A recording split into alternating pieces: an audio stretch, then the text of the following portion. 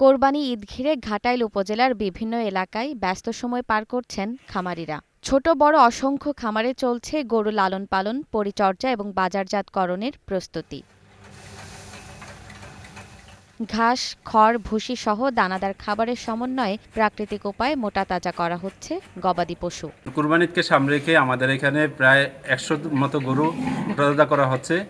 সম্পূর্ণ প্রাকৃতিক উপায়ে প্রাকৃতিক খাবারে আমাদের গরুগুলো মোটাতাজা করা হচ্ছে।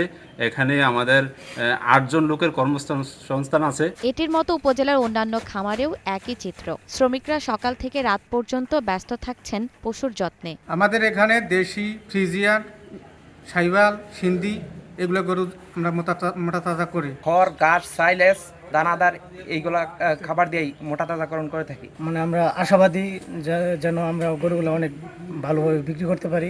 উপজেলা প্রাণী সম্পদ কর্মকর্তা বলেন, ঘাটাইলে এবার কোরবানির পশুর পর্যাপ্ত মজুদ রয়েছে। আমরা নিয়মিতই খামার পরিদর্শন করে থাকি। যে সমস্ত খামারিরা গরু মোটাতাজাকরণ করছেন তাদের খামারে আমরা যাই এবং তাদেরকে পরামর্শ দিচ্ছি কিভাবে প্রাকৃতিক উপায়ে গরু মোটাতাজাকরণ করা যায়। আমাদের ঘাটাইলে এবার যে পরিমাণ গরু মোটাতাজাকরণ করা হচ্ছে, আমাদের চাহিদার চেয়ে বেশি পরিমাণ গরু আমরা মোটাতাজাকরণ করা হচ্ছে। ন্যায্য মূল্য নিশ্চিতে ভারত বা মিয়ানমার থেকে চোরাই পথে পশু আসা বন্ধের দাবি জানিয়েছেন খামারিরা। জেরিন জামান, গ্রিন নিউজ ডেস্ক।